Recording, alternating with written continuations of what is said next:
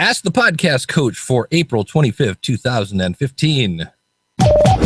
Hey, that's the wrong button. Let's get ready to podcast. Haven't done that in a while.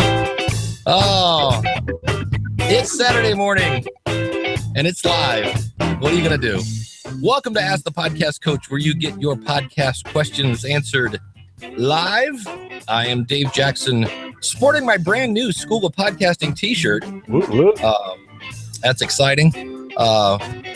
And joining me as always, the one, the only, the magnificent Jim Collison from theaverageguy.tv. Jim, how's it going? Greetings, Dave. Always a ego boost to get an introduction by you. So thanks. And if you're just catching us, we are at, and we're actually there this week, which is nice, askthepodcastcoach.com/live. And that's where you will find the chat room. You'll find the video. You'll find a audio player there. We have like 37 different ways to consume the podcast. And I forgot to press the record button on my recorder. All right. It is a good Saturday morning. But we're glad to have you. And we are here every Saturday morning. And do we have a problem with the YouTube thing I see in the chat room? You titled it 4:15:15 instead of 4:25:15, which is great today. So people are thinking it's last week's or 2 weeks ago or whatever. No, that's the right one. So just click on it. It's 4:15. Just click on that one. Of course, they can't hear me say that. All right. Apparently, I need more coffee. Yeah, it happens. There's a lot of things to do. There's a lot of things to do. But, yeah, we're all, at this point now, we're kind of like, all right, now that New Media Expo is over, now what? And you're like kind of back to that daily grind of finding content and connecting with your peeps and your audience and trying to use some of that skill. That's really one of the things that I did for a while there is I kept ordering courses, different Michael Hyatt's Best Year Ever. I'm a member of Platform University. I bought Daniel J. Lewis's SEO for Podcasters. I watched one of those on the plane, but it really doesn't do any good to buy any training if you don't take the time to actually A, watch it, and B, then implement. Yeah, you've got to actually use what you learn, right? Hey, let me ask you this. What are the two or three things you learned at Podcast Movement? What was at the New Media Expo? What did you take away? Not from running a conference, not that stuff. And I know your time was limited, right? Because you couldn't make it. But one or two things maybe about podcasting that you learned while you were there? One of the things that came up kind of on both areas as a person running the conference, but also from listeners, is don't do a bait and switch. People will say, hey, on today's show, we're going to talk about the brand new Audio-Technica, blah, blah, blah. And then either A, you talk about it way late and you barely talk about it. You know what I mean? You kind of you don't stick to the subject. I've heard that. I have a thing in my head that I just want to say, let's blow up the blueprint, because I think we kind of have. Maybe that's it. Because so many people, you have those people, like I just listened today, a new podcast about podcasting from the guys over at Rainmaker.fm. It's called The Showrunner. And I actually contacted the guy and I said, please quit putting this out. And he said again that you have, you guessed it, 8 weeks to be in new and noteworthy. And I'm like, no, you don't. You have 8 weeks to be in there as new. You can be noteworthy anytime you want. Case in point, blah, blah, blah. Here's why I think this. And I was just like, oh, I'm so tired of, and he was saying, of course, that you have to have 3 shows to launch, which we've proven wrong. Does it help? Yes. So I just kind of want to go, can we, we're all trying to do the best practices and follow a recipe, but in the end, I just want to go, just blow it up and do your own thing. Like I heard a great interview with Jared Easley from Podcast Movement. And I was talking to him a little bit and he is kind of the same thing. It's like, I think Chris Ducker, I haven't heard the session yet, but he basically says, quit being so blanking lazy and come up with something on your own. I thought that was an interesting line. We're all kind of trying to follow a recipe, and I don't know. I think we do need to kind of change it up a little bit and maybe try something of your own. But Jared did a thing where instead of interviewing somebody, he went, everybody's doing an interview show. So he has, if he knows somebody he will then bring on that person as a guest and somebody who knows the guest. And he said he just did it just to be different. He says, now the other thing he didn't think about it, but it is true, is he's growing his network by 2. He now gets to know 2 people. And, to me, I'm just kind of like, I think we need to do that. And I kind of, when in doubt, just try something new and see what it works. Yeah. And, no, I think that's a great idea in the sense of just, expanding the horizons, do something different. Like you said, add that extra guest. Try posting somewhere else. Try do something unique and different. We have a great platform here to do that. We've over the last couple of weeks we've been using Meerkat or Periscope to broadcast our pre-show live. So as you're setting up, go live on Periscope and talk to the Periscope audience, inviting them to come to your podcast, right? It's a great tool to do just those kinds of things, and you can kind of interact with them. And Mike Wieger, my co-host, uses it really, really well. And so it's just, it's something different. It's something new. I just interviewed Katie Lindendahl, who's kind of a Good Morning America, ESPN tech pundit. She's a girl geek, it's super smart. And she had been talking a lot about Meerkat and Periscope and the stuff she's been talking about. So it's kind of fun. This conference I was at this week, we did that. We broadcast some of those things via Periscope, and just fun to try something new. You got a great avenue to do it. Just get out there and do it. Yeah, that was one of the things. I think I'm done with that show, the whole podcasting for free, because I kind of did it and did the experiment. But that was one of the things I kind of liked about that was I use Audacity. I'm not a master of it by any means, because I use mainly Audition, but I went back and I had to use Audacity because I had to use free tools to make the show. And so just that kind of got me out of my comfort zone, and I was using different platforms and different stuff, and I had to learn a whole bunch of different stuff, and kind of liked it that way. It was like, okay, I'm learning something new. And anytime you learn, to me, that's growth. So that it is something that's like, okay, now how can we do this? I've heard most of the stuff I've learned about the show, I learned from other people who are sharing their reflections, and a lot of it was just, I don't know if anything really came out that was earth shattering. A lot of it was like, you only have so many seconds at the beginning of your show. And Mark Ramsey, I guess, said this, who's a very forward-thinking radio guy who kind of knows that the writing is on the wall. And he said, the one thing that podcasters don't take advantage of is with radio, you're always tuning in the middle. That's why they're always saying, you're listening to AskThePodcastCoach.com. Join us at AskThePodcastCoach.com/live. Why? Because somebody might have tuned in the last 10 minutes, so they might not know that. And he said, with podcasts, you do not tune in to the beginning. You don't tune into the middle of a podcast. And he goes, so take advantage of that beginning, because that's something that we don't, as radio people, they don't have. And I was like, that's a kind of a cool point. And Rob Walsh did something. I can't wait to find his session. And he actually showed like how much you can expect to get from New and Noteworthy. And, people think it's, 5,000 downloads. It's this huge tsunami of traffic.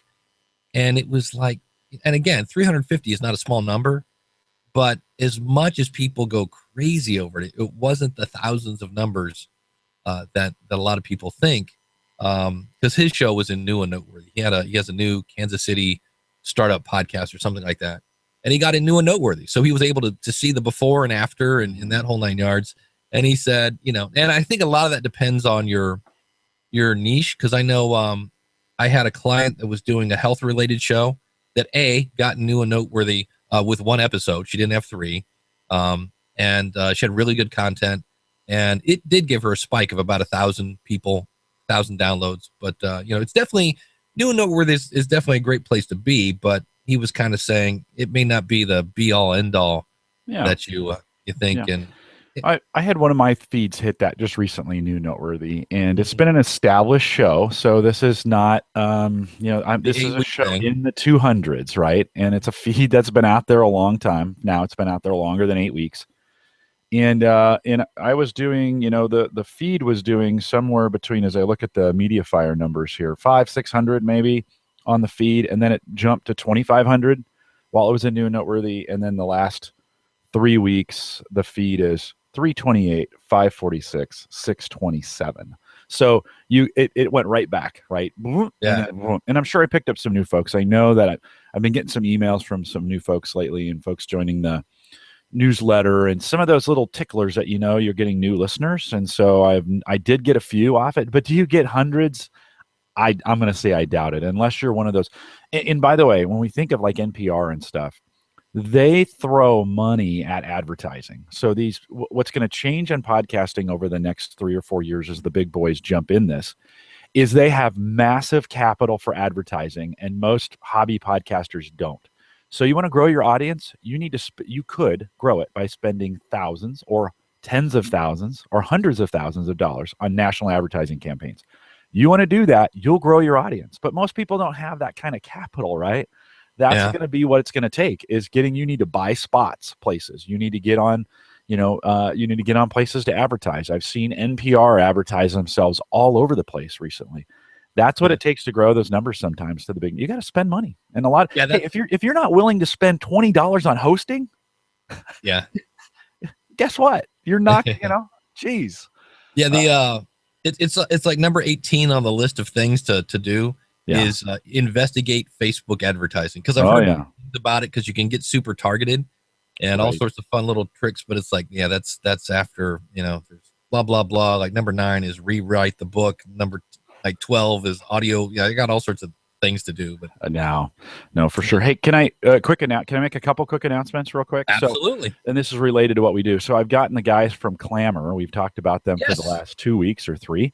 I got the guys from Clamor to come on Home Gadget Geeks. So Thursday night, May 28th, live. I'll re-record these as well, but we'll have the guys from Clamor on to talk about their service on Home Gadget Geeks. So that'll be fun to have them on. And then Dan had asked, I talked about Clamor, or I talked about Periscope and Meerkat just a minute ago, and Dan asked, not familiar with those, how would I use them? So basically, they're available only on iOS at the moment, and basically it's just instant streaming from your phone, and it's one way. It's I shouldn't say completely, but it's pretty much asynchronous. You're sending video out on a stream. People can then, through those apps, watch it on their phone. There's a web app too where it kind of works, but most people will watch it on their phone. Then they can chat to you.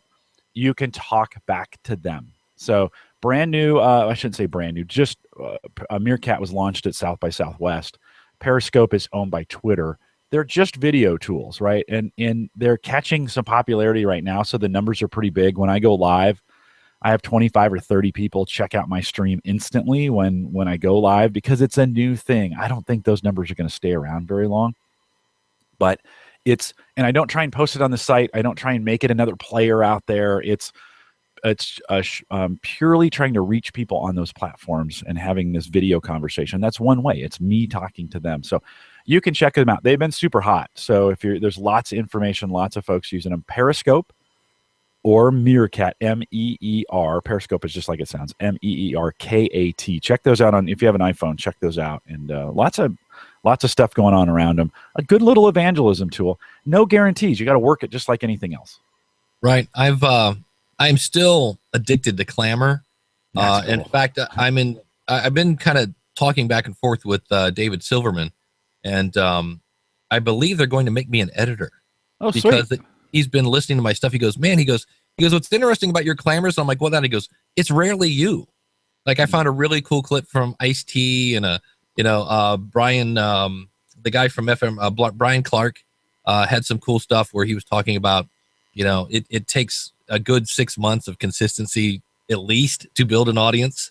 And so anytime I hear stuff, I'm like, ooh, podcasters should hear this. And on one hand, I'm kind of like, hey, it's not coming from me, so I'm not the only one saying this kind of stuff. But I try to find funny bits in my show that aren't necessarily on topic that I put in those 18 seconds. And they've been kind enough to make me a featured podcaster out there on Clamor. So that is both the Gallup webcasts and the Average Guy stuff are both featured. So it's pretty cool. Again, it's just another tool, right? Is it going to, I don't know if I've seen that much of a bump from it, to be honest with you. It's not like all of a sudden my numbers went through the roof. But it's another thing. It's a hustle thing. It's a thing you should do if you want to hustle your show. Yeah, I haven't checked it yet. I probably will later on today. I want to look at my stats to see if I have, any kind of, again, I'm expecting single digits from Clammr. I don't know if they're going to show up or not, but it'll be interesting to see. And I did time myself because when I make a Clammr, I'm like, it's like a work of art in my world. And it took me like 3 minutes to make one. Mike Dell had a really cool clip where he said over in Norway, they're shutting down FM. And I was like, really? And so it allowed me, because I actually brought in his clip twice and took the first beginning and then like the part where he was actually explaining some of the details and said, there you go. And I guess that's the part that I still kind of scratch my head on, because what if Mike doesn't want me to share his stuff? That's the part that I'm still kind of going, I think it's cool. And by all means, clamor me to death. Because I always put a link to the direct MP3. So if somebody goes, oh, that's cool, they can click on it and listen to it.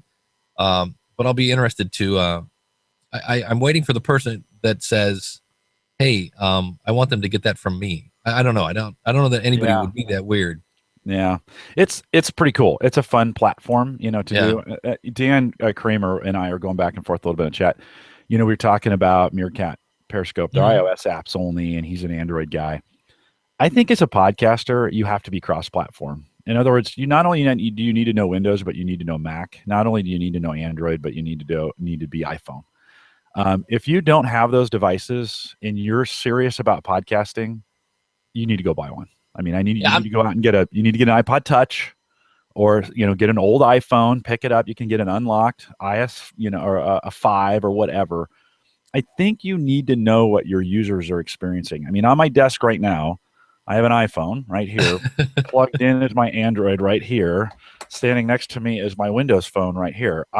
I know what happens on all three platforms. So as I'm thinking about how to reach my audience, I'm not just saying, well, it's just my Android folks. And Dan, I'm not picking on you. It's one of those things to say, I think it's smart. If you want to hustle your audience, right? This is one of those hustle things. I think you need to know what's going on in all those ecosystems. And I know it's expensive, right? I get that, but find ways to not make it expensive.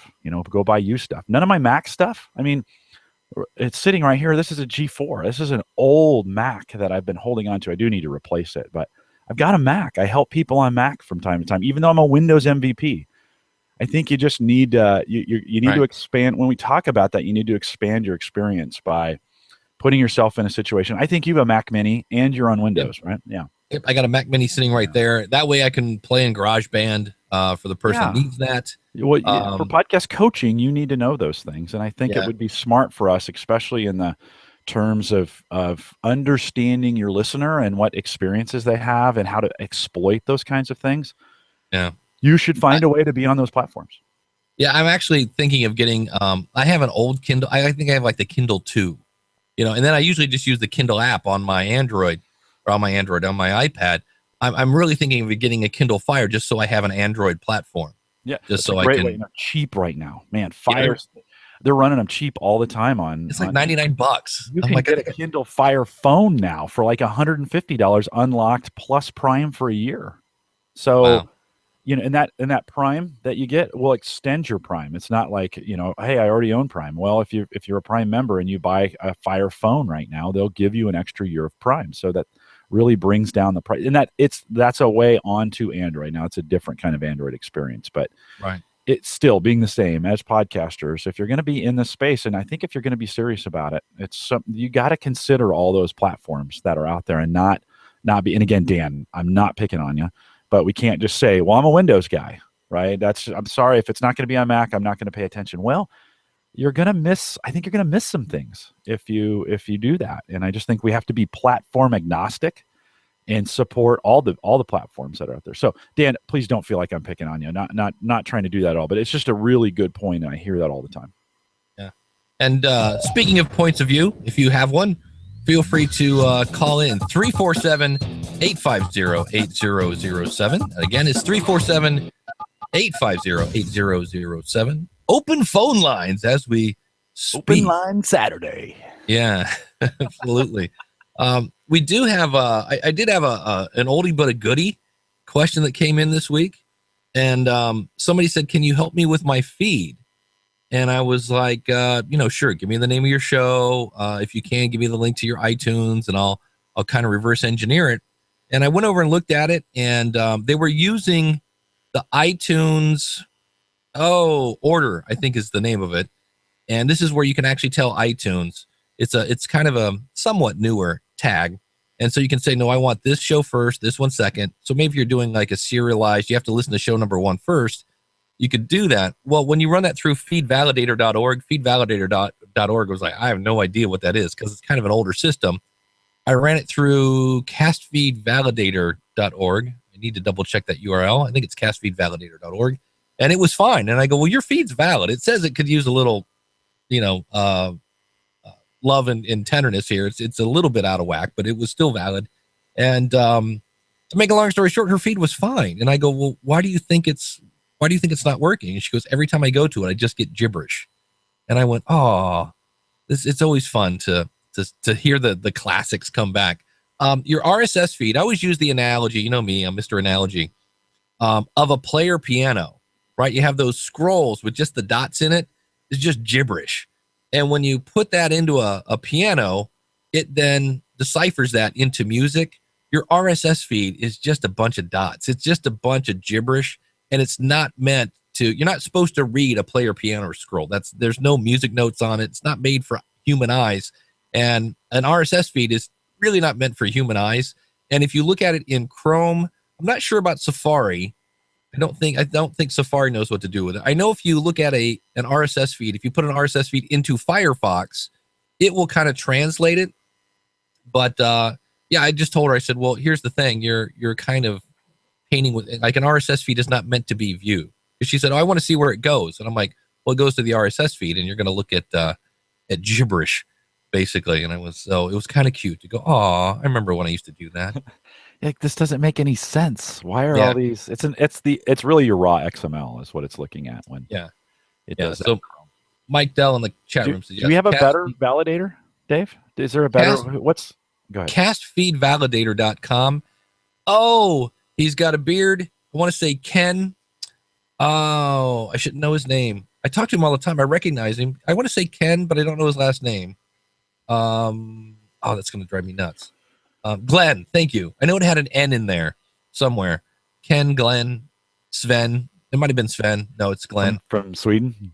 Yeah, he's the Swedish. But yeah, he's the guy behind Cast Feed Validator. Glenn Bennett. Thank you, Daniel J. Lewis from the Audacity to Podcast.com, and really good guy. And just kind of saw where Feed Validator, not to the point of like FeedBurner being out of date, but it doesn't know what to do with some of the newer tags.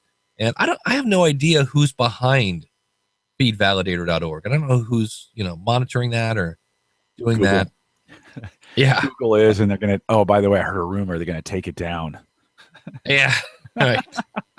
Well, hey, speaking of not knowing, actually I know who's behind this. There is one, there's a new toy on the scene, shall we say. It is podcasts with an S.com. That's right. Another free media hosting. And the interesting thing is when I went over there a couple days ago, right there on the front page, none other than Adam Carolla.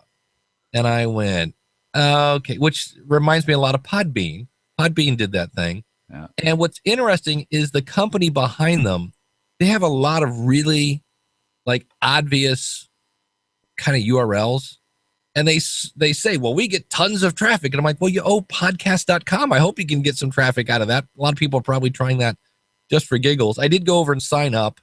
They have some interesting concepts that, like, for instance, they have a thing, if you want to sell merchandise, like T-shirts and stuff, you can do that. If you want to have a private, we've talked about this, if you want to have a private RSS feed, kind of like a subscription-based thing, they have that set up. Now, there's no documentation on how to do that. You just log into your account and here it is. Their stats are, you get a number. Like, well, that was the other thing. I uploaded a show into it, and within like 10 minutes had 5 listens. And I'm like, wait a minute, I haven't promoted this anywhere. How did I get 5 people to click on a download that's only existed for about 10 minutes? So I am suspect of their stats. And the other thing that I went, ooh, and this is always a deal breaker for me, no redirect. And they want you to use your RSS feed, and these are all the negative sides, and there's no direct link to the MP3 file. So you basically have to send people to their website and use their RSS feed. And I went, ooh, that's I don't see anything about advertising. So my guess is because you're driving all this traffic back to their website, they're hoping to support it with ads. But we will hold that thought as we go to a phone call here, ending at 8065. You're on with Dave and Jim. What's your name and what's your question? Hey, Dave and Jim. This is Bill. Hey, how are you, buddy? I'll recover from a New Media Exposition and National Broadcasters Association show. Awesome. That's good to hear. Hey, the first thing, I know you were busy, That's Dave, right. and didn't get probably around as much as you wanted, but I did want to say what my favorite episode was, or two favorite things I did. Oh, cool. Yeah. One was I got in early to the FCC chairman's keynote speech. Was up front because I had that little VP The pass. VIP pass. Yeah. And that was really interesting to listen to that. All the things are happening. You know, the FCC took over the internet 3 weeks ago. I did not know that. They talked about the FM channels. The $41 billion are getting in licensing from the companies who provide us with iPhones or with digital signals for cell phones. And about AM and about the future of FM. FM is going away in the United States eventually. They're going to use those repeaters and opening up the bandwidth. Interesting. So, and they talked about, Europe shutting it down first. It was really good. That was my favorite part. The second part was not so much going to all the shows this year, but just hanging around the podcasters and talking to them in the common areas. That's it. It sounds weird, but one of the biggest takeaways is always what happens in the hallways, which makes me think we should just have a big event where we just have hallways and just all get together and. Well, the parties were nice, but like I did on Podcast Alley, it was nice to do a podcast. Just hanging around there and watching people podcast and talking to them was you'll meet everybody there. Yeah. Yep. And like I say, I know Rick's plan is to kind of get us all closer together next year. We almost had a call this week. He's doing a show in Spain, I think starting Monday. So he got out of one show and turned right around and went back into another one. So I don't expect to hear a lot from Rick, but we do have a plan to sit down and, go in and kind of do what can we do better next year and take all the feedback. We're getting a lot of feedback again. nmxlive.com/eval if you went, but that's good to hear. Well, I see you had a chat you had a question in the chat about politics. Yeah, one last point before going to politics. Oh, sure. Jared Easley was talking about having a guest on. Mm-hmm. I've been doing that on steroids with WP Tonic. We once a month we have a Google Hangout. And we have 5 panelists, and then we invite people onto it and turn it into a podcast. Well, yesterday we had Brian from WP Rainmaker. Mm-hmm. And we get amazing people on that show, and that's where techies came to me and actually help them local to have them help me with a podcast. So I got to meet all these WordPress folks, and we've got some of the top people on that show. But that's because of the podcast, you get those relationships. So that's all about relationship building, I think. Yeah, it is. That's really a lot of people. You get paid in relationships when it comes to your podcast. It's not always about the money. So here's my question, and this is interesting. I have 3 shows, and I talk to different people about ideas. I said, well, how can politicians use podcasting to help their campaigns in what way? And most politicians are clueless, and most of the political parties. We just had a political party that I went to in Reno, Nevada. It was a big caucus where they're voting in their new chairman and all that for the Northern Nevada for the next 2 years. And most of them are older and they're clueless about podcasting. But that goes back to the question is, as the millennials are going to kick in and vote this cycle, how can, and got to think out of the box, but how can politicians use not just podcasting, but new media? Well, I would. That's really tough. Yeah. I mean, for new media, to me, obviously they should be on Twitter and Facebook and just have a place to interact with people. For podcasting, it's kind of hard to say this is what I would do. I know what makes good content. And the idea is you want to win over the people to get them to vote. That's your goal. So for me, if I was a politician, I would talk about, let's say I'm a senator. I'd talk about what's going on in the Senate. I would say, hey, here's what I did, give them behind the scenes, because I don't know what's going on with my senator. And I could say, hey, I heard over in, District 9, we have a problem with this and that. So I'm working on this and I'm working on that. I called so-and-so. Might even throw some people under the bus that aren't doing what they're supposed to be doing to help my district. So that people can see me that, hey, I am working for you. I am your advocate for bringing jobs and everything else like that. If there was a new bill, I might explain that in English. I would give a lot of behind the scenes stuff and just explain how this is why, in customer service, this is why you want me here. And here's what I did. Here's what I voted on. I voted yes on this, and here's why. What would you do, Jim, if you were a politician? Oh man, I think you can freaking kill it in this area of politics, because the passion around this stuff is so high. And I think, the bloggers did this years ago, 5, 6, 7 years ago. A lot of there was a ton of political blogs that it went in. I know a lot of guys that got caught up in that. And so I think, I really do think you can take podcasting to politics and just make it, one, if you want to debate, that's a great place to put it. Two, if you just want to inform. I mean, I think a politician who could use the niche of their constituency to give them information on a weekly basis. Hey, you want to follow me and what's going on? I'm going to give you a weekly 20-minute update of what I'm doing in Congress or whatever, right? From that standpoint. So yeah, Bill, I think politicians could kill it. And for the person who could go in now, to your point, they don't know what they're doing. And then, to be honest, they don't want to know how to do this. They want to be politicians. I think for the person who could come in behind it and sell this as a service to them, man, I think that's something that could work. There's a thing, and I hate to use the word propaganda, but it is what it is. When you see a senator in jeans and a flannel shirt out in Iowa, it's called Just Plain Folks. That's the actual name of this form of advertising, and it's just showing I'm just like you. I put my jeans on one leg at a time, and I'm a working man just like you. And I could really see taking that strategy and putting it here, but also again giving the behind the scenes. And you're basically asking people for a vote, so prove to them here's why I'm doing this. And I don't know that I would make it so much about don't vote for Jim because he's a poopy pants, and Jim Collison is a poopy pants. That whole, with the negative ads kind of thing. I would say more like, here's why you should vote for me instead of don't vote for that guy. Because I think America, to me, what is it? Next November, we got to vote for president.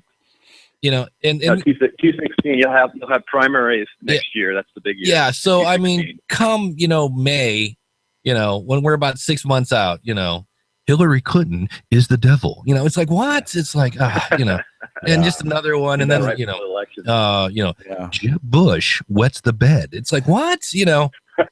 How are you using those are good effects?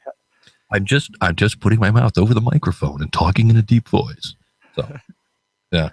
So that's a very expensive filter that you're using there, Dave. They're called my hands. I know. In a world where Hillary Clinton. Yeah. So exactly. So, but that's how I would do it. That is really good. We need to make a show. Yeah, that's how I would do it. Dave on satirism and podcasting for politicians. What could be done? Yeah. That's great.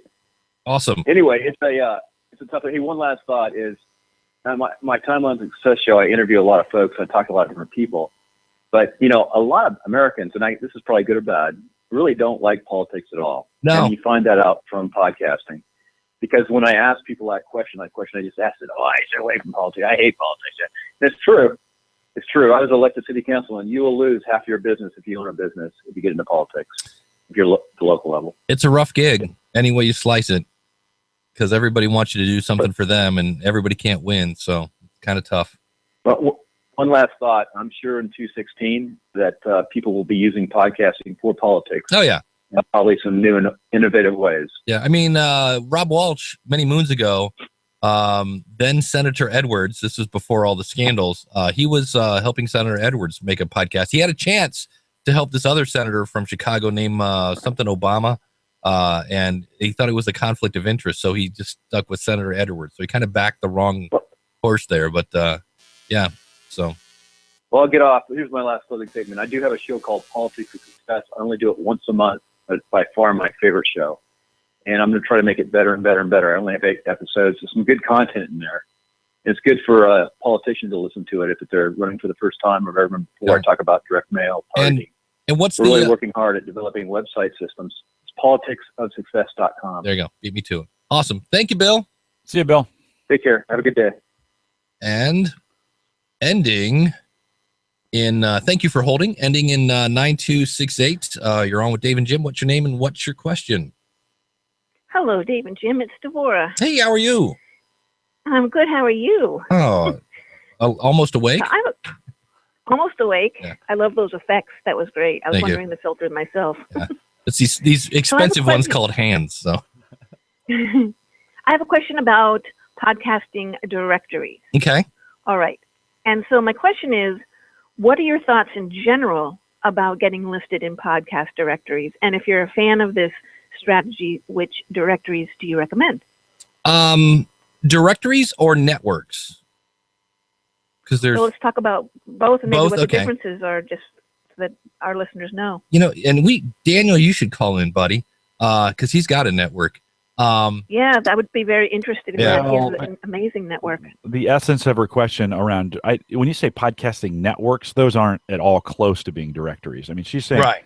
how do we get what do we Yeah. think about adding our podcast to that directory? So let's talk Well, the about big- that question first. Yeah, That was my question, was about directories, and I think another topic would be interesting to talk about networks. But my question was about directories. Okay. Yeah, the biggies obviously are iTunes. That's the big gorilla still in the room. Then Stitcher, TuneIn, and after that, I'm kind of like, meh. You can make your. You have to go into Bing Web Tools to get your RSS ready for whatever the heck Microsoft is doing, which at this point is questionable. I think we're all a little confused by Microsoft. And then from there, What you can about go the 411 and some of those other, like when we think about directories that are just lists of, Blueberry has a directory, which they're getting ready to amp up, right? From that standpoint, don't you think? I mean, if you got to just be there on them. I don't think any single one of them, with the exception of iTunes or maybe Stitcher, is really mandatory. But I think your best. This goes way back to what we talked about early in the show. I think you just got to be there. You got to know that they're there. You got to be in there. I started I started putting my stuff on archive.org just as not as a place to store it, but as a place for people to get it. And that's a big directory, right? Archive.org is just a big, gigantic directory. So, Devorah, I think you got to get your stuff in every place. The drawback this is, like I use, and I'm probably crazy about this, right? When I post a podcast, it goes to Mixcloud and Shout Engine and SoundCloud and all those other directories, small Podomatic, right? They go to these free. I try to make them as free as possible when I'm doing it. Am I getting huge numbers out of them? No, but you still need to be there. And guess what? A bunch of those aggregated together, and I have more listeners than the average podcaster on all those services put together. So it's one of those kinds of things you're like, okay, yeah, you kind of need to be there. So it's just one of those things I think you need to do, Dave. And one of the things you can do at the School of Podcasting, I have a tutorial on this, but there's different software you can use, even if it's just Notepad or Microsoft Word. Type up your description. Have your iTunes URL, have your website URL, have your email address, have your name, all the stuff that you're going to get asked a bazillion times. Have a link, like upload your album artwork in like probably 1400 by 1400, maybe 600 by 600, maybe 300 by 300, because you're going to get asked for those. Different directories want different things. And instead of having to type this over and over and over and over, now you go to the next one. It's like, okay, enter your description, copy, paste. Enter your website address, copy, paste. And that way you avoid typos. And you can usually, I know Daniel J. Lewis has podcastplaces.com. Rob Walsh over at Podcast 411 has a directory of directories. And I usually go through there. Like, I'm not going to list my show in a Spanish, education podcast, because it's not a Spanish education podcast. And I'm not a mommy podcast. But if there's anything over there that I would fit, I'll go ahead and list it there. And like Jim said, is it going to bring me a ton of traffic? No, but if nothing else, it's a link back to my website, which may or may not be something that Google says, hey, this guy's more authoritative because he's got more links to it. Because in some cases, those links may not. What's the old no link? There's some sort of attribute that people can put so that you don't get any Google juice from that. But it's worth doing. It takes I don't know, maybe an hour to go through all those. And yeah, my workflow, it's about an hour to get all those things uploaded and tagged. And, every single one of those has its own specialty, though. And those guys are working hard, especially the small ones. They're working hard to get their platform out. And being early on Clamor, Dave, is going to get us some benefit with them, right? They were very kind to us by being early in that. And so there's some advantages and I would call Clamor a directory. So, it helps to be out early. I'm on AudioMac, like nobody has heard of AudioMac, right? AudioMack, audiomac.com. I'm out there. Is it going anywhere? I don't know. Could it? Sure. It takes me 2 minutes to upload to AudioMac and have a show out there. It's really designed for other things. But so Devor, does that help on the directories? Does that help answer your question? It really does. Thank you so much. Yeah, I'll be I kind of miss the days of the BlackBerry. There was BlackBerry, there was Windows Zune. If we go way back in the day, Yahoo, before iTunes, made a podcast directory. And then when iTunes came out, Yahoo was one of the people that went, never mind, which is one of the bad sides of Apple coming into the place. So many people, I forget the name of it. The guy that made Twitter had a podcasting kind of directory / deal. And when Apple came in, they went, all right, well, we're done. I was like, all the competition just ran away. Don't confuse though, Devor, and this is from the chat room, not from you, but don't confuse hosting and directories. So some of these things that we've listed can be your hosting, like Spreaker is a directory. It also can be hosting, right?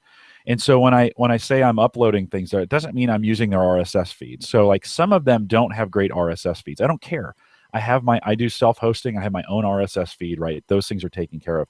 So I don't use the RSS feed for Podomatic, so to speak. We talked about that on last week's show. We don't use it, right? But I use the service because I get 150 listens out there every single week. Well, guess what? That's just a little bit under what the average podcaster gets. And I'm getting that on one of those services. So for me, it's important enough to be out there. So just don't confuse. And this is for who mentioned this in the chat. So Jason Bryant said they don't provide an RSS feed, so it's not a good option for full-time hosting. Yeah, don't confuse directories or RSS. Don't feel like if you're on a directory that has an RSS that you have to use it. You don't. You can just use the service for what it is. Yeah, and I was reading Go ahead. I was reading an article the other day about someone was recommending that you upload your audio to Facebook. And I was wondering your thoughts about that versus posting a link to maybe iTunes or Spreaker or something like that. Yeah, I use Libsyn for some of my shows, and Libsyn actually has it. You can set up to where it'll automatically just paste to a page. I think it's worth, I believe Libsyn works on both Facebook and Twitter to where you actually get a player when you just link to the audio. Go where your audience is. And if they want to listen there, the bad news is, you might want to put a link and then a link to your iTunes feed so that if they like it, oh, by the way, click here to, subscribe, rate, and review. Anywhere. I always try to do that. And that is something when you just said that, I'm like, that's something I don't do. I think it's set up to go to my Facebook page, but I don't really promote my Facebook page a lot. And remind me to talk about that later, Jim. Well, hey, Dave, the question is, do you want them to listen to you on Facebook or do you want them to listen to you on your site?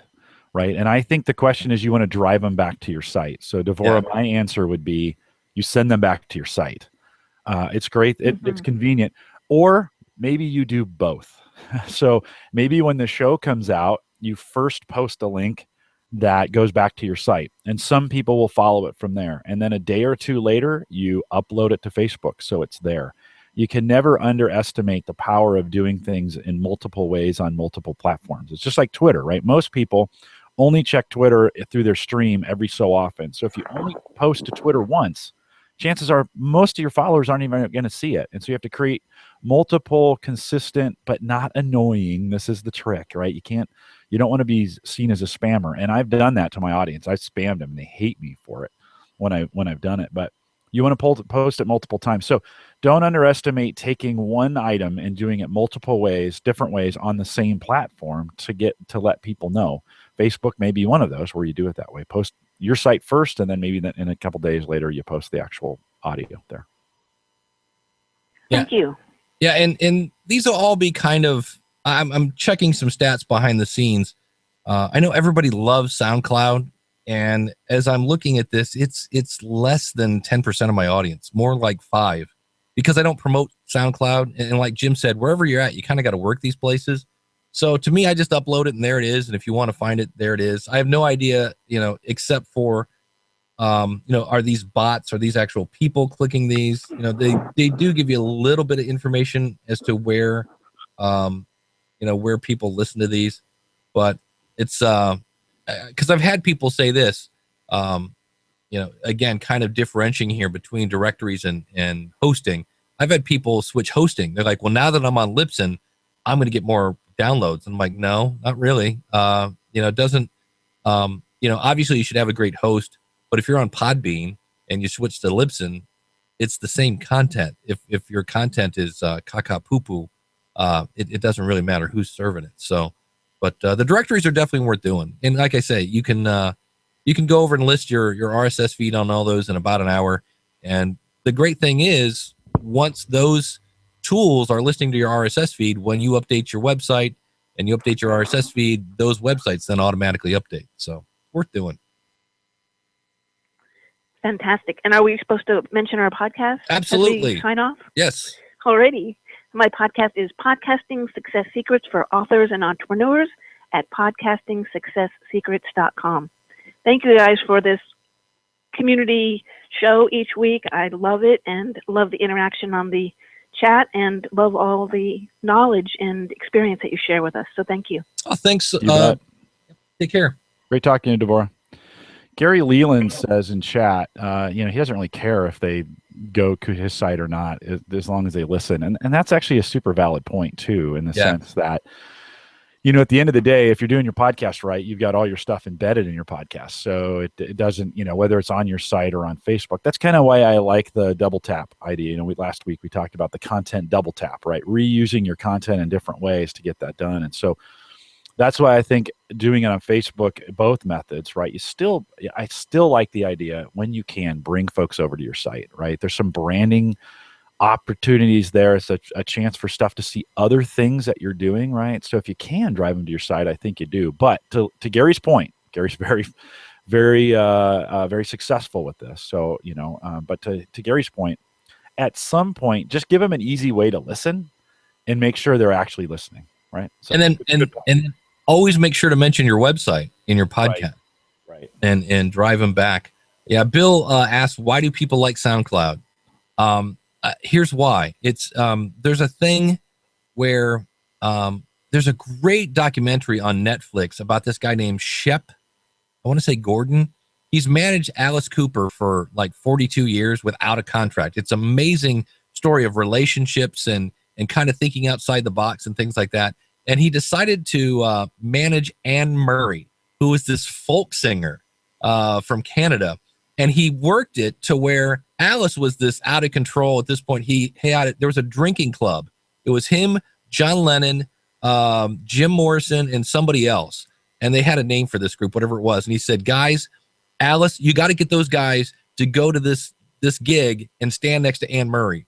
So they did, and they took a picture, and that picture went viral. This is back in the days of the 70s. There wasn't really viral. But she got so much attention just because, if John Lennon's standing next to her, I probably should know that person. And so SoundCloud has this reputation of this great media hosting that, Clamor has a thing built into it. You can upload from SoundCloud, and it's just every time you turn around, there's SoundCloud. And then you're like, well, it must be awesome. Meanwhile, their RSS feed has been said that it's missing categories or different tags for iTunes. Like, it's not fully 100% functional. And at the time, it was cool because it played on Twitter and it played on Facebook. Well, now companies like Libsyn have done that too. So it kind of lost some of their specialty. And the other thing that most people are not talking about, they're still trying to make money. They're not profitable. They're looking for Schedule D funding, which usually means if you don't get it, the plug gets pulled. And there are some folks that say within a year or two, if SoundCloud doesn't turn this thing around, somebody's either going to buy them, and then, kind of like other companies have done, you get bought and then get shut down. It's going to be interesting to see, but yeah, I've always been kind of a head scratcher when it comes to SoundCloud. Well, it's a tool. They got a great PR group going on there, right? That's been their strength. And I think a lot of the other, host providers have caught up, right? They have, Spreaker has certainly caught up to them and maybe even surpassed them. Mixler, maybe from that standpoint, from a live standpoint, Mixler's strength is not hosting your podcast. Streaming is what their strength is. You can host them there, but not great. The listening options on the backside are not great after that. But so a lot of them have caught up, and so it's one of those kinds of things that I think they're on. They're struggling a little bit, but it is a great platform. It's got some. It does. You can embed their player and stuff, and it just looks cool, right? They have the coolest looking player that's out there, and so I was talking with some of the folks at Libsyn, at NMX, and I know some of their support people are like, yeah, that's on the list of things, because the Libsyn player works. It's just really boring. Yeah. Well, it's just like, to go back, it's just like anything. SoundCloud will work for you if you work it. I mean, any of these will work for you. I mean, if you are driving your traffic to them, you will see numbers, right? If they are an easy way for your people to connect, Podomatic's RSS feed will work for you if you promote it, right? It's one of those kinds of things. Are you promoting it? I don't know if there's anything besides New and Noteworthy. I don't know if there's any other service that you go on that's going to give you a lift if you hit some kind of promotional on that. We were on the front page, the Gallup webcasts were on the front page of Spreaker for 4 weeks, right? They do a weekly, promotion where you're the big square, and then then they have 4 squares down below it. And so then you move into the bottom squares and you move across and then you drop off. And it's a nice 4 or 5 week promotion schedule. I didn't see any uplift in my webcast numbers from Spreaker when that was happening, right? So you're like, well, okay, iTunes is really new. Noteworthy is really the only one I think we could say that is giving that kind of a lift. The only reason you're doing it is because you might. Well, let me give you, I think, the way I do it. So for example, and let me think which one does it. There's one of the services that's really good, that looks really good on Pinterest. By the way, I have a document in Google Docs that says, where do I post? And it's a document of every place I post to with the links, so that, because I have a lot of them. That's kind of my workflow. Like when I go through it. Yeah, I have a tip. Okay. If you're using Google Chrome, put those in a folder, and you can right click on the folder and say open all bookmarks in a new window or a new it's pretty cool. So if you have them all in a folder, you just right click and boom, they just all open up. It's a good way to document, right? Every place you post to. And so, I do YouTube, Spreaker, Audio Boom, Podomatic, Mixcloud, SoundCloud, Vimeo, Shout Engine, Audio Mac, archive.org, right? That's just a list of the place that I go to. And so as I go through this list, like Audio Boom looks really good in Pinterest. So that's the one I post to Pinterest, right? So I've gone through and I've checked, okay, what looks good, what players are maximized for these platforms. And so, I've chosen that. Vimeo looks really good in Tumblr, right? It's way better than your YouTube. And so when I'm posting to Vimeo, I'm going to use the Audio Boom player to do that. And so it's one of those things. And while we're on the topic of it, let me show you. I got my new business cards this week. I got them. I needed them Tuesday and Wednesday, and I got them Wednesday afternoon. That doesn't nice. Work, look at my card there, and look what I put on the back there to find me. Right, it's nice. All the various, and maybe it's probably this way that looks better, right? But all the various places you can find me. So the front of the card here, this is branded with my own website. Find us here, YouTunes, blah blah blah. And then on the back, I highlighted the other shows that I'm on. I think there's one on there called Ask the Podcast Coach that you can I saw that right on there, yeah. And then the various social places you can find me. So again, some of those take advantage of what they're best at. Vimeo looks great on Tumblr, and so take advantage of those and use them in that way. That's it's weird. I went over to Audio Boom because I'm like, I don't know. I'm sure I sniffed this at one point. Yeah. There's nothing on their website about like just download the app, listen anywhere, click here. Like, how much is it? Like, what's I know the pricing to be a podcaster on there for pricing. Yeah. Yeah, you got to go down below. You got to go to the bottom, and I think it says pricing at the bottom.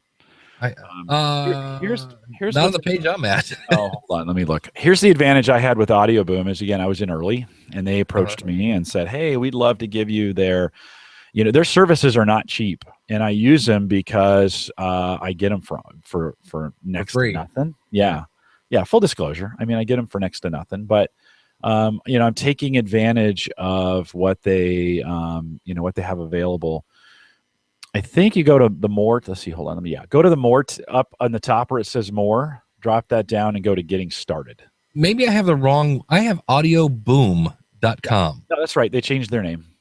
Yeah. Okay. So I see. So across the channels, and you see more upper right hand side. There should be a more. No, I see log in. It's really weird. Oh, because you're not logged in. Well, let me log in. Well, not to bore people with it, but while we're talking about it, their free account.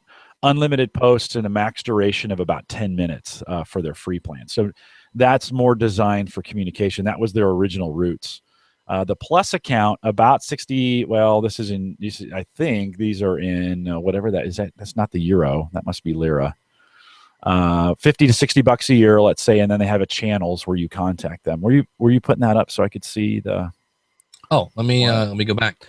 What I like about Audio Boom is their Android player is really good.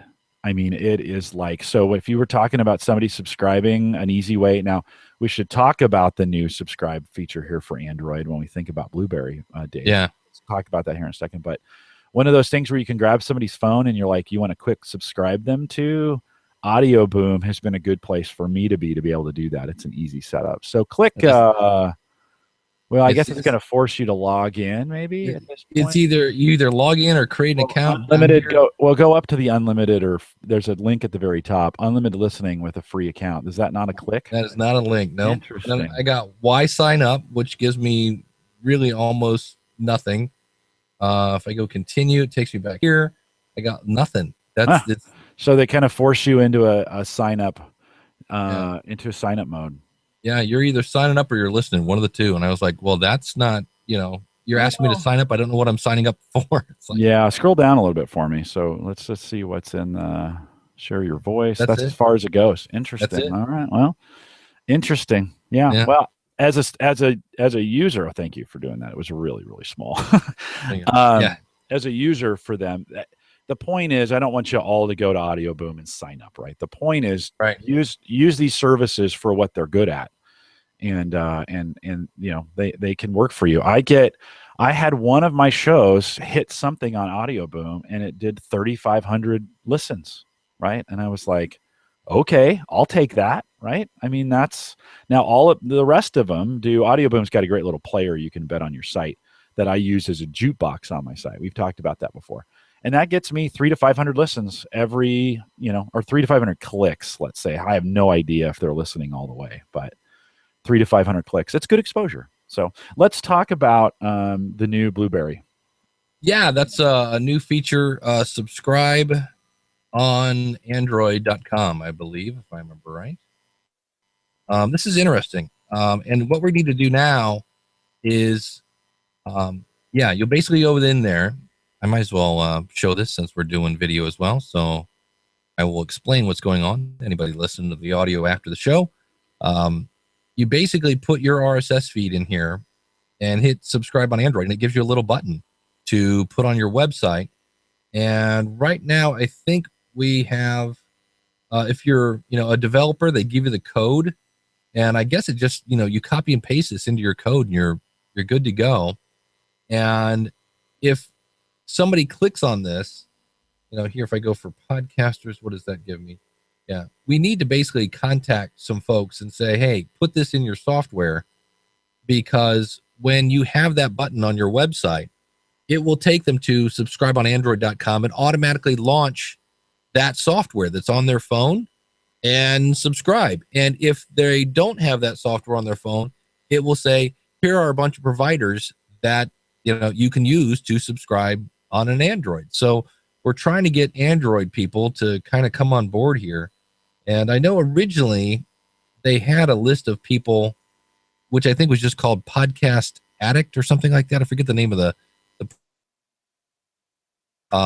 but it's kind of interesting because now it's up to us. I know Todd and the gang over there are already pushing or nudging, I guess would be a more polite word, to get these developers to implement this technology, because it's not a Blueberry thing. At the very top it says provided by Blueberry, but other than that, it's whitelisted, for back a better phrase. Anybody can use it. They're not pimping anybody. They're not saying, hey, while you're here, buy hosting. It's just trying to get that Android audience to connect. And in theory, it should be really, really cool. We've just got to get the Beyond Pods and the dog catchers and everybody else on Android that has an Android app to copy and paste that code.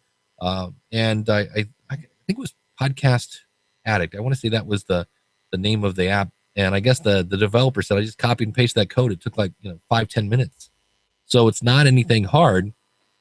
And I'll be interested to see how this goes. It'll be fun to see. What I need to do is figure out a way, and I'm sure there is, to change my links. So if you go to theaverageguy.tv/subscribe, that's my subscribe page, and to change those links so that if you're on my subscribe page and you click it, it does the same exact thing, right? It takes you to this page, embeds the link, and then hits the action, so that works. So I'll have to figure out how to do that, because I don't want. I could tell the average Android user, okay, go to subscribeonandroid.com, but then it says enter your podcast URL. Well, nobody's going to enter my podcast URL there. It's going to have to be, they're going to have to be fed that in some way. So I'd still rather have them come to my page and then use the power of this page to automatically invoke that player on Android.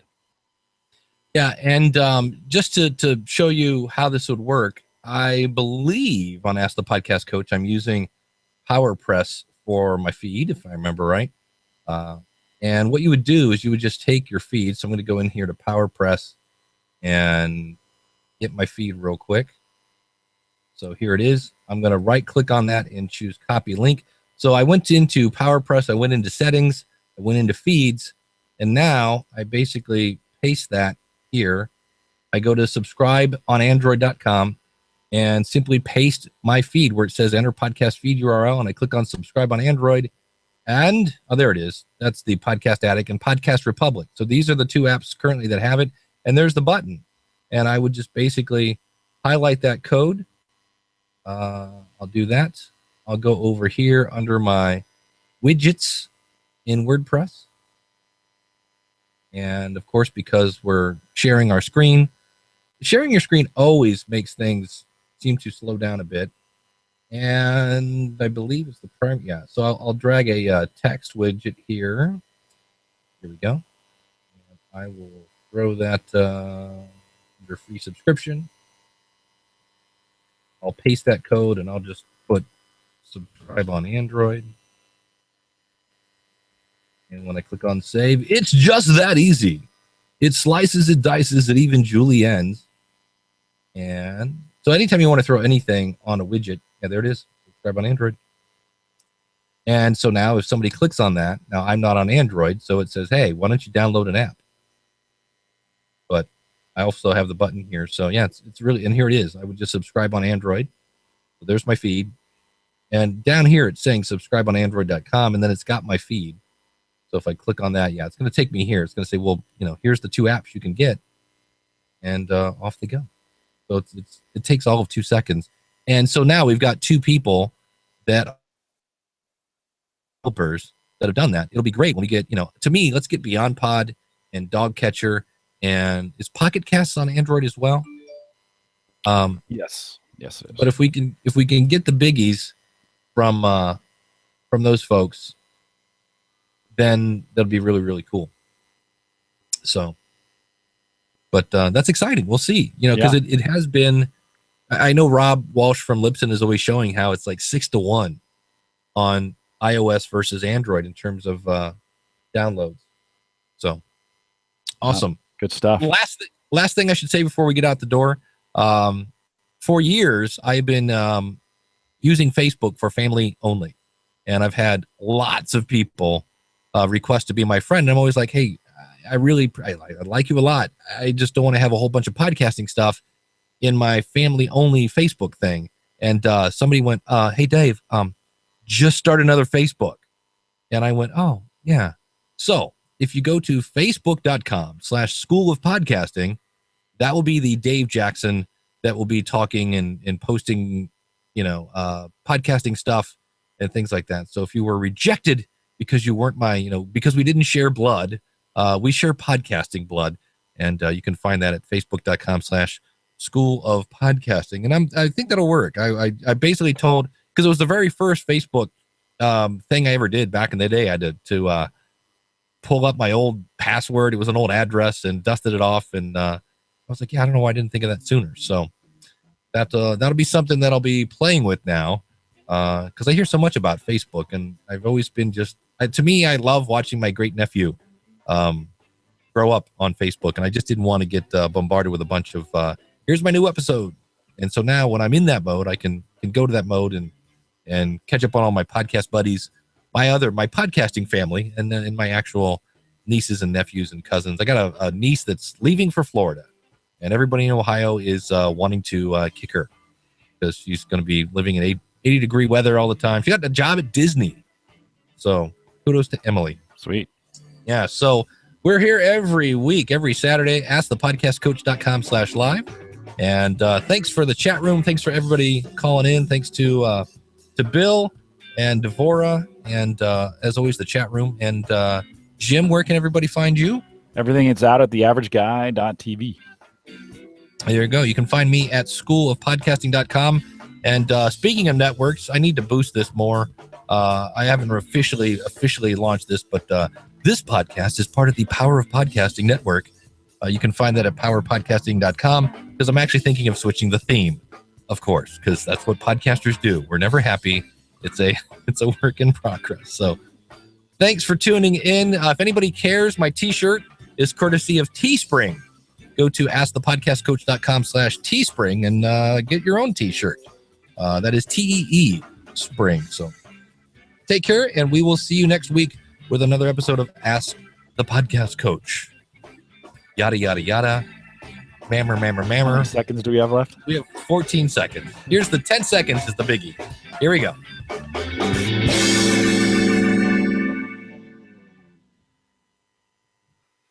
And scene.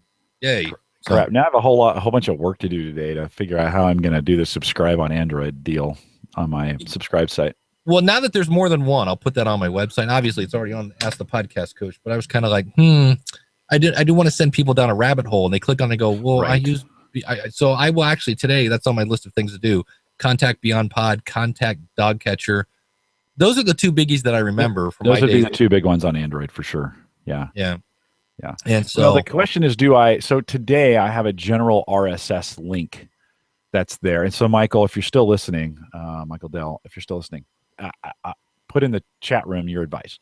So do I just replace that RSS button with this subscribe on Android, or do I add this subscribe on Android button to the rest of them? So I have a click here, because I use Daniel's social subscribe and follow, which has some really nice icons in there. And Daniel, by the way, does that get an update, or how does that get updated? Are there new services, or how's that going to work in the future? But I love this idea of a dedicated subscribe on Android button. But then do I just leave because the RSS one, to be honest, isn't helpful to most people, right? right. They get there, they click it, and then unless it has an automatic, Right. so And then they maybe get the gobbledygook. Yeah. Okay, Daniel, can you let me know when that comes out? I'm like your most faithful user on that platform. I love that thing and promote it all the time. But let me know when that comes out, the update, Jim. If you're using PowerPress, it will be added. I'm not using. I do use PowerPress, but I don't know what that means, Michael or Mike. Yeah, I learned a lesson this week thanks to Okay. Jason Bryant that on the School of Podcasting, my iTunes link is ITPC, which of course is bad. And it's a case where on the School of Podcasting, I used to have the Ask the Podcast Coach show RSS feed on there, and I was using channel casting. And apparently at one point I turned on category casting. And when I was having all the problem with my website, I switched my feed on that site to Libsyn. And so I still have the Libsyn site, and I'm trying to do that. And this is a great lesson of, when in doubt, keep it simple. So I need to go back and turn off category casting and turn off channel casting because I'm not doing it anymore. And then I should be able to pinpoint exactly where to put, because you want to put your iTunes feed into PowerPress because it does put those links there. And if you don't, it kind of puts in its own thing. And it's like, because I like that being there. I mean, anytime you can put a subscribe link there. So Mike Dell says, leave the RSS one. That's how Windows finds your podcast. And that's right. Now Mike, question here for you here. So my subscribe page is theaverageguy.tv/subscribe. That's where all my RSS feeds live. I assume Windows is crawling at the slash level, right? At the / whatever. So I don't know if you know the answer to that question, but if you could let me know in chat, that'd be great. Yeah, there are, let me see here. Devora has a question about, it's not a WordPress. I've played with, I've played a lot with directories for WordPress. I ended up going with one for podcast, the School of Podcasting. I went with just a separate, like, code script, I guess you could call it. What does she mean by that? What are you interpreting that to be? I think she wants to make her own directory of probably her members for her website. I've thought about that for the School of Podcasting. There is Elegant Themes has a really powerful theme that I can't think of at the moment. It is called Divi, Divi. That is pretty cool. The bad news about Divi is it's when you kind of start using it, it uses a lot of short codes, and if you ever leave that theme, their short codes kind of don't translate into other themes, so you're kind of stuck with Divi if you use it. I know Dan in the chat room, Dan Kramer, said that they're thinking of coming out with a plugin so that you can leave Divi if you want to. Oh man, I'm losing my train of thought. Because that's, some people are really worried about using that theme. It's like I'm kind of married to it. But it is a cool theme. That's what I mean. That's what I might be using on powerofpodcasting.com. Right now I'm using another theme from Elegant Themes. But Divi is super powerful and super flexible. It takes there's like a 2-hour learning curve to learn all the bells and whistles. I'm trying to remember podcast almost swap. Let's see if that website is still alive. It's probably overrun with spam. This was an idea I had that I never on. It's not showing who made this. Oh, I'm getting redirected. Yeah, this is an old. Don't go to that website. Apparently, it's covered in spam. But that was back. I wanted to have a website where people could swap promos. I cannot remember the name of that. There was a WordPress theme that was strictly made for. So if I go to Google, WordPress directory, or I'm sorry, how about a directory? Maybe that was it. Directory Press. There's a bunch. They're all kind of. It's hard to find a good one. Let's see if I recognize.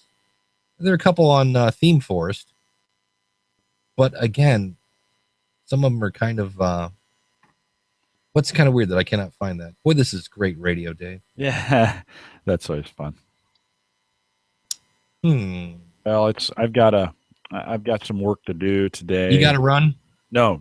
I was just going to say I've got some work today. Now that because they announced this at New Media Expo, this subscribe on Android thing, and I've continued to try and find. Like I said, I've been thinking about Audio Boom as my default Android player. Again, when people say, "How do I do this?"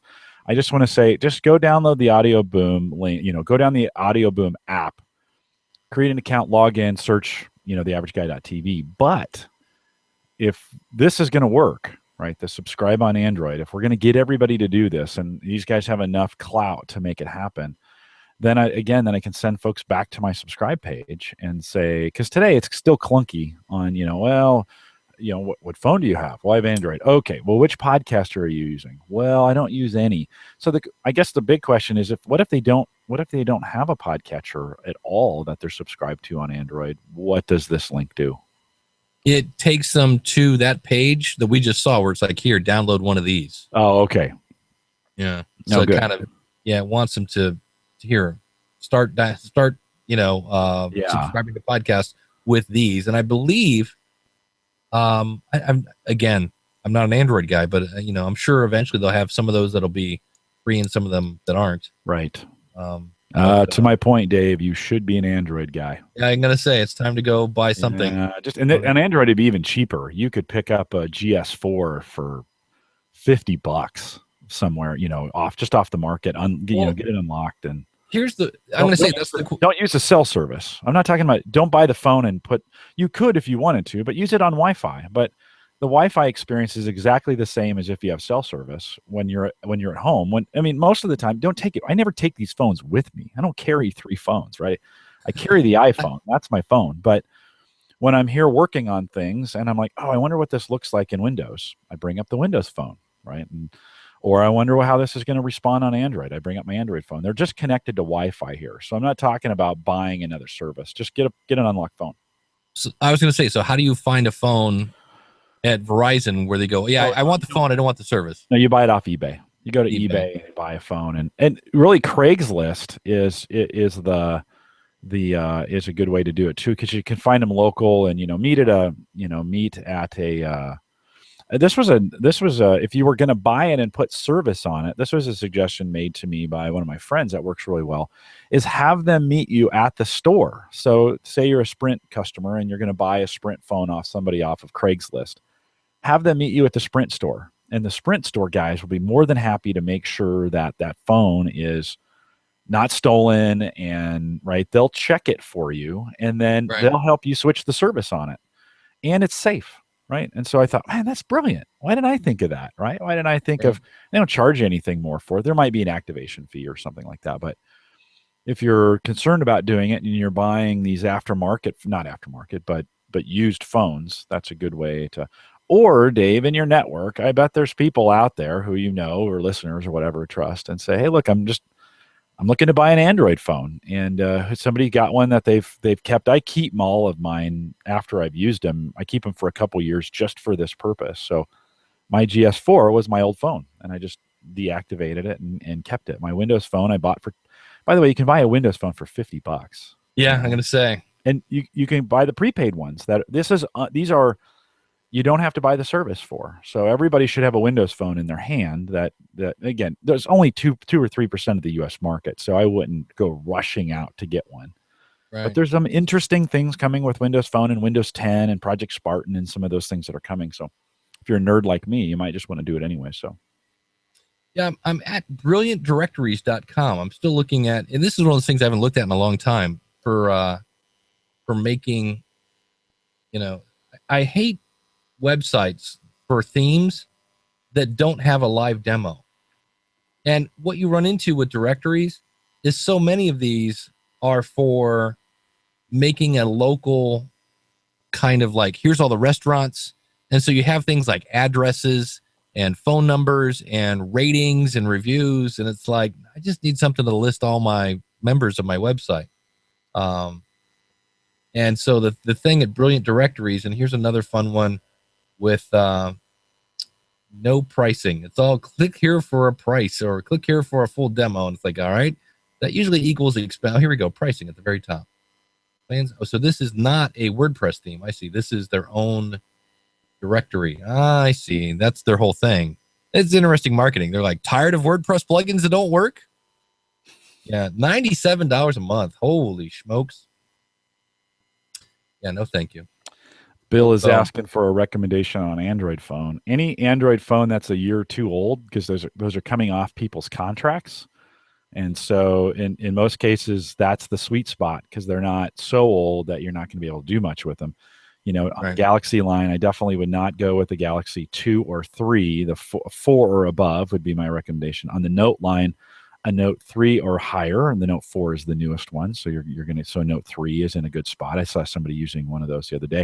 If you can get into the Nexus line, a lot of those Nexus users paid full price for their phone or they're not subsidized in some way. So any of the Nexus phones, if you can get for a good price, those are going to be maybe a little bit pricier, but again, if you look, the Nexus ones are in a pretty good place, and you can expect to spend anywhere from $100 to $200 for somebody's phone that's in good condition that is coming off contract. So you're gonna have to do a little fishing, a little bit of work to get that done. But those are all good. LG makes some fairly good Android phones. You don't want anything 4 years or older, and you don't want anything a year or newer. You kind of want to find that sweet spot in there and find somebody who's just looking to get rid of it. And you might even consider a damaged one. Like if the screen is damaged, you don't really care. You're not carrying it around. This is something for you to test the experience on. Throw a screen cover on that thing. Buy a $10 ballistic glass, from Tech Armor or something like that, and throw that on there to keep the screen from cracking further. But again, it's just a cheap device for you to test out the experience. It kills me when I'm doing tech stuff and people say, well, I'm not this kind of guy. Then I'm like, well, then you just alienated half your audience. Right. You're not that kind of guy. You need to be that kind of guy in a lot of cases. You need to understand both the Apple and the Android experience for your podcasters. Otherwise, and I've done this before myself, I haven't known what's going on with it, and I've missed out on opportunities to further my audience's experience because I wasn't paying attention to that platform. You got to pay attention to them. It's just as important as the content you create, the platforms that they go on. Understanding those platforms and how they work are just as important. Because it's one of those things that what if Android takes off? Oh, crap. Now, I never knew that. By the way, you should listen to your podcast on those platforms as well to see what they're like, to see what you might be on. Let's just use Audio Boom as an example. All of a sudden they start doing advertising and you're not, you're pumping your things out there and you don't know. You got to check every once in a while. I roll through about once a year. I roll through all my platforms. Just make sure it's playing right. They haven't done any shenanigans on me. I want to get the user experience. It's like listening to your podcast on Stitcher. You got to listen to it every once in a while because you'll just realize how bad the audio is on Stitcher when you listen to it. You're like, oh God, this is awful. Or you may not even care at that point, right? But every once in a while, pop over to Stitcher. Every once in a while, pop over to Spreaker. Listen to what you're doing on those platforms. You can't set them and forget it. You got to really go in there. Time is an issue, right? If you don't have time to do it, don't go on all these platforms because it takes time. I haven't listened to Spreaker in a long time. Yeah. What do you mean, Stitcher? A Stitcher, yes. Thank you. Yeah, Stitcher, because they were really getting. Now, I did see an email a little while back saying they had kind of backed off on some of their advertising because it was just. I think if you hit pause, because whatever, the next time you hit play, they would play an ad before, they would resume, and I was like, holy cow! If you're, somebody where you're, for whatever reason, hitting pause a lot, it was like, oh, do I have to listen to another thing about, LegalZoom before I, get back in? It was like enough of that. So it's one of those things. I kind of make it a month over month. So I'll have a month of Stitcher, and all I'll do is listen to all my podcasts on Stitcher to get a feel for the experience. And then I'll drop that the next month. I might go back to my podcatcher, or I might use Dogcatcher, or I used Beyond Pod. Although now that I'm on the iPhone, I've been using the iPhone app for the podcasts app. Mm-hmm. On the iPhone, and have gotten the full experience on that. So every month or two, I try to switch it up, go to a different one, and try it out. It's just a good way. You got to kind of be flexible that way, and you can't get so zeroed in on what you're doing from a content perspective that you're not checking the user experience. You're not listening to the user experience. And I just realized I forgot the one other thing I wanted to say about podcasts.com. Mm-hmm. I submitted a a ticket to them at this point about 3 days ago saying, hey, I've signed up for your service. I'm kicking the tires. Do you change my file name? Do you change the bit rate? Do you change the ID3 tags? Is there going to be a redirect in the future? Would love to know more about your service, blah, blah, blah. And got the automated response that we've received your ticket, have yet to hear a response. So far, support is, and now depending on how long ago they launched, I did see another email address on their website I might check into, but to me right now, I was kind of like, this looks a little slimy at this point. Well, I wonder how much they paid for that. Yeah, that was my question. I'm like, because I think, I want to say Libsyn owns podcast.com. Really? I guess you could do a who is. Nobody owns podcast.com. Oh, podcast? Yeah. With no S? Yeah. But I wonder how much they paid for it with the S. Yeah, that's got to be, yeah. Because I look at, there's Adam Carolla, Twit Doesn't TV. Todd own like 3,000 URLs that all have the word podcast in them? Yeah. I bet he owns it. Yeah. Where is? Yeah, it's owned by a company in Chicago, and they have here it is, Emerge Media, and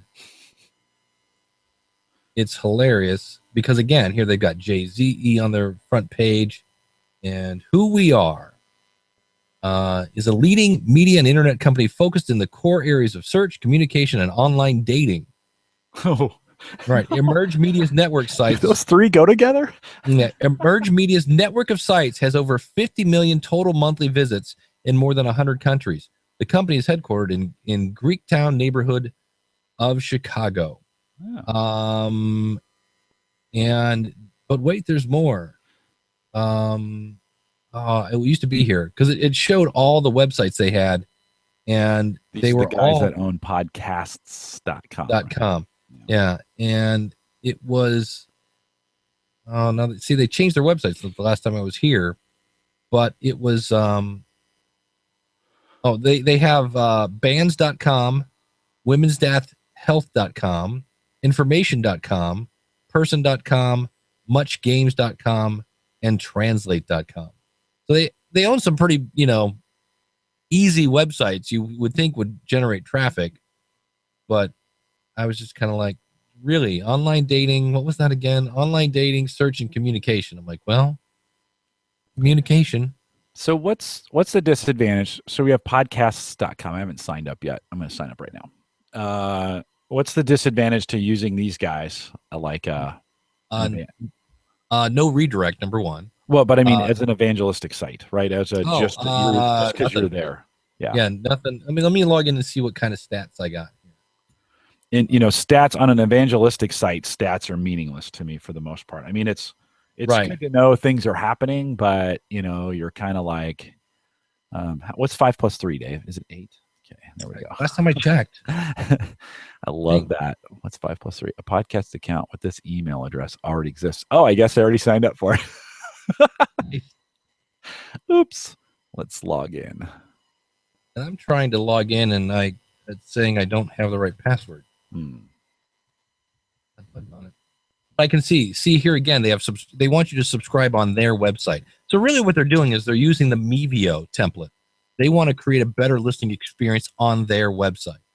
So I'm like, yeah. I wonder if I use I have like So I'm adding a podcast type. So I had created an account, a lot of podcasters account already, but hadn't added anything to it. So they have two options, a podcast.com hosted. So it's like, so I'm adding a podcast type, and then you drop it down and it says, I can either add a podcast.com hosted podcast or an external RSS iTunes podcast feed. Right. And I'm assuming I can just add my feed to this and they'll suck in. Right. And then if you want to manage it, you have to actually upload it to their website. But yeah, I've had 6. But no disadvantage to being right. In that sense, just throwing them your RSS feed. But I can see I have a total of 9 downloads from people playing it, and I have no subscribers, and I have no merchandise sales. So it's interesting. Well, I'm gonna give this. Yeah, it's like give it's it a free. whirl. Yeah. And if I say view this on podcast.com, this is what just to show you here. This is what it looks like. Here's I threw podcasting for free on here just to play. So I have a player. There's no download link.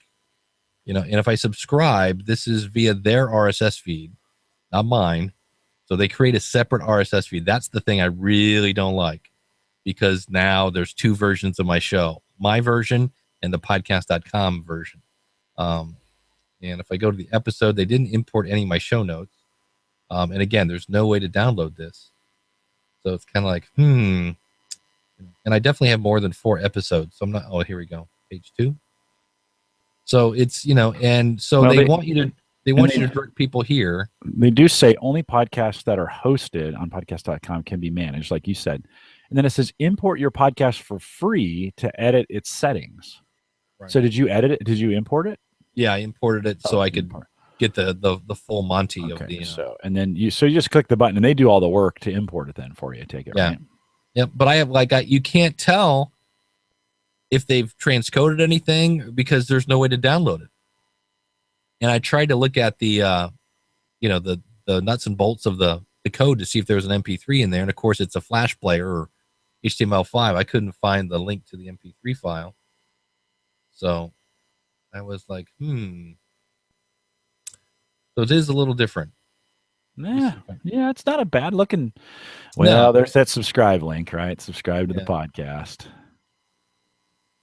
But yeah, I'm looking at the actual code here, and if I do a search for MP3, it's like there isn't one on this page, and I'm like, so, whatever they're using to the player, I can't find my direct download link. Sure.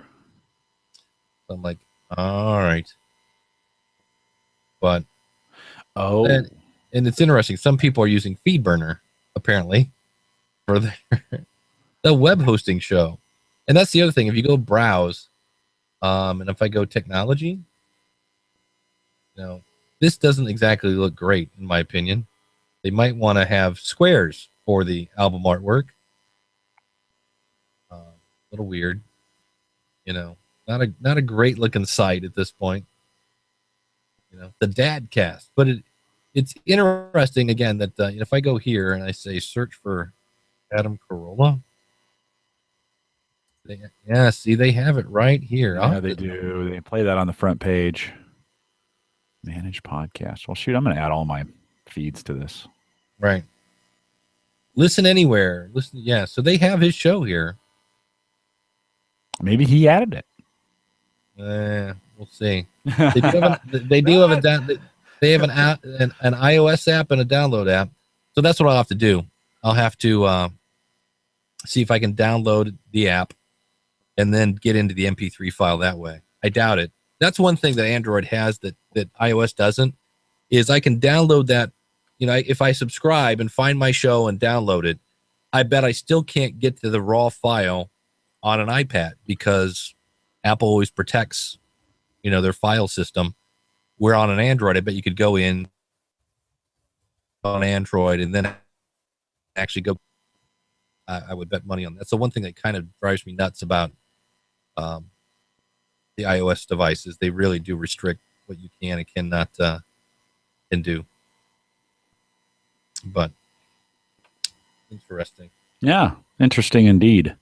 Yeah. If it's easy enough to, if it's easy enough to go in and just give them your RSS feed, that subscribe link, by the way, is not subscribe like podcast subscribe on another player. It's subscribe on podcast.com. Yeah, that's what I said. So there's a separate RSS feed. And so now, I don't know if are you sure that's RSS? Let me. Well, it's subscribe on their website. Yeah. So right. So that's if you go into the back here.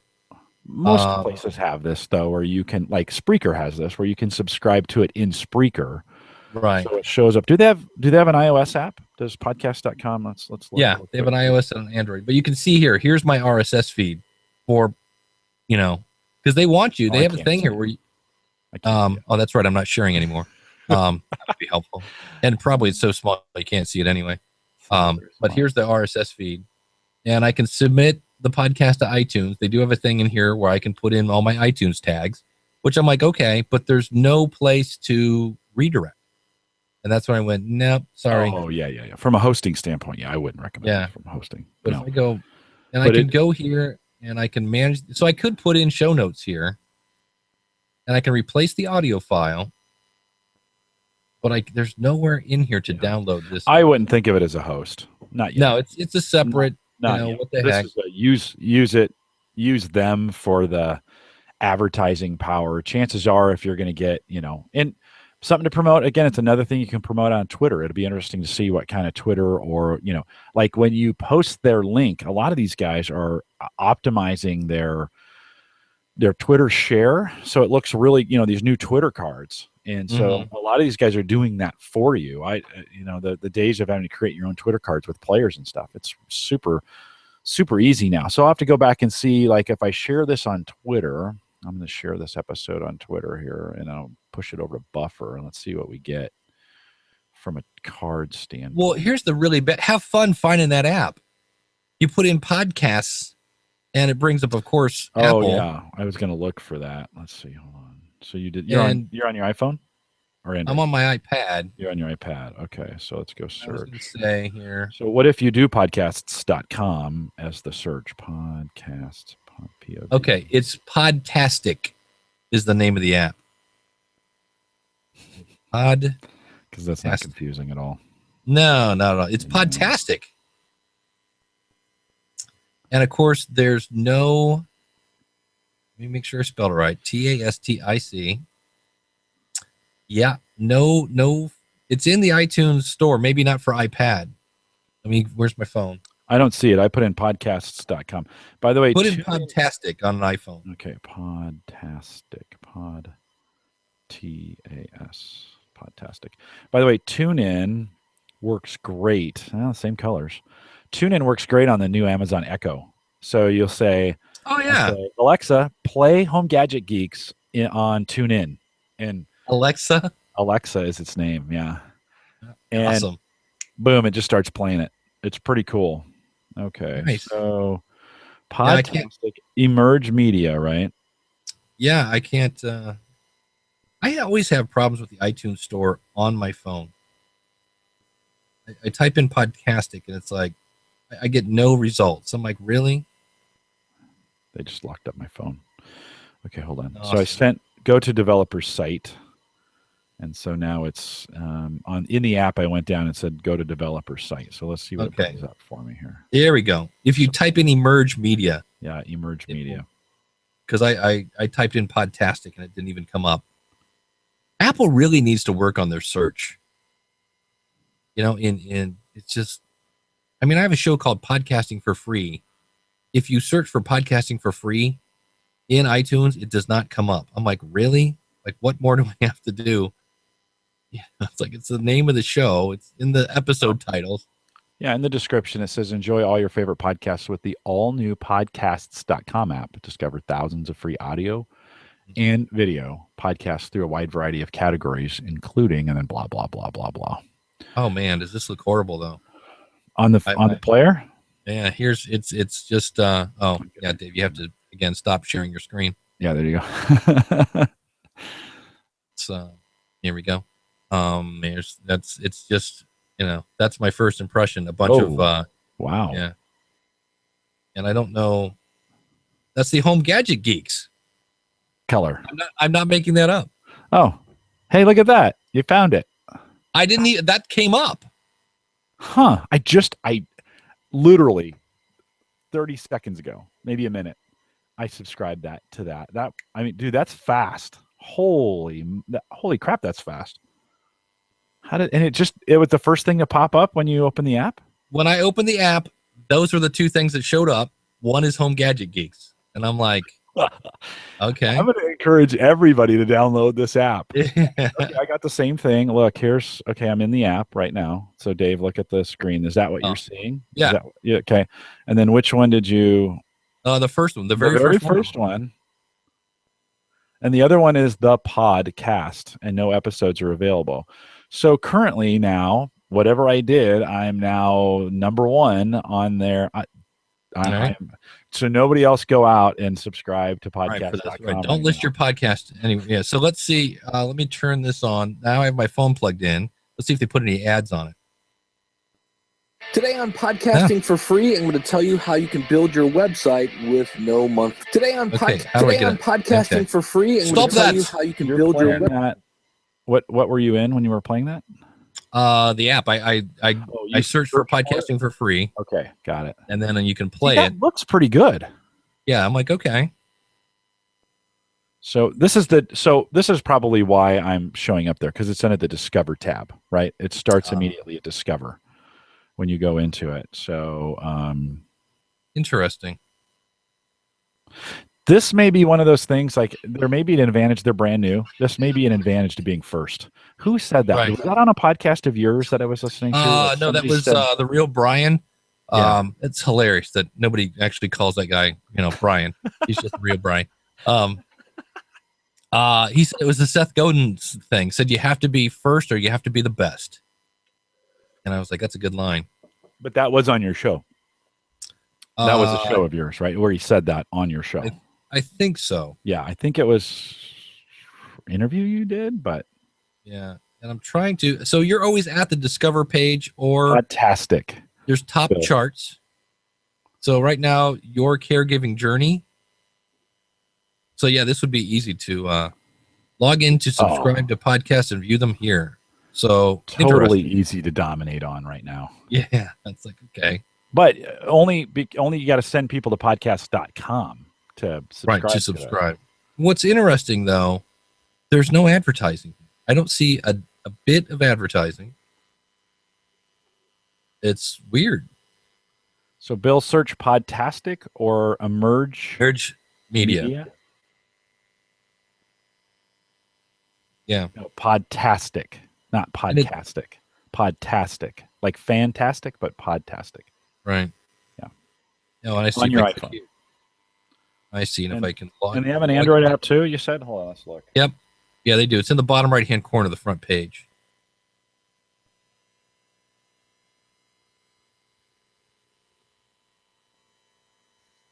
Oh, come on, Android. I knew there was a reason I left you.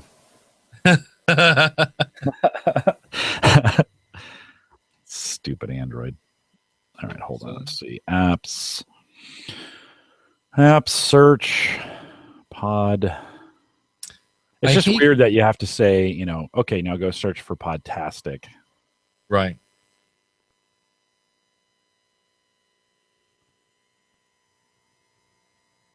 All right. So I have no idea apparently what my username and password is because I can't I can't log in. Maybe I have to have a capital. I hate the whole password thing. I mean, I understand why we have them, but they're kind of a pain in the butt. All right. So that's interesting. Yeah, I've never heard of any of these shows. There's no Mark Maron, the Giant Bombcast, Carcast, Indie Feed. So who knows? Maybe I got, I said, how could I get 5 listens in 10 minutes? Somebody goes to the Discover page and I was there. Yeah. Trying to. Interesting. Yeah, you never know. Again, I think it's crap. Yeah. It's worth taking a look at podcasts.com. Oh. Yeah. If I I wonder how long before I'm on the front page. Yeah, because you do upload when your show is on, like when you're not just doing the RSS feed, you get to upload a file, like your own MP3 file. So you could say, hello, podcast.com listener, don't forget to visit the website, blah, blah, blah. So if you're worried about, Bill said Podtastic. Yeah, that'd be right. Okay. so it's interesting. That's so I dropped in chat the link to the new, literally I created this in about a minute. Yeah. And It's really quick. And it's just ironic that my colors are exactly the same colors as podcast.com. So no, they didn't change that. I just happen to match very, very well there. Interesting. Yeah. Well, a little more work to do today to dominate over at podcast.com. Yeah. So, all right, man. Interesting. All right. Well, I am going to skedaddle. I got to grab some lunch. Yeah, I'm with you on that. So, so we're still going live on everything. I didn't cut down anything. So, we'll say goodbye to Blog Talk Radio. Bye, Blog Talk Radio. And we will say thanks, guys, for listening. Yeah. Thanks. Goodbye on Mixler. Have a good day. And I am sure. And yes, I do want to add this to my record because I need to get the first 10 seconds. And goodbye on Mixler. See you, Mixler. Goodbye on Spreaker. See you, Spreaker. All right, Jim.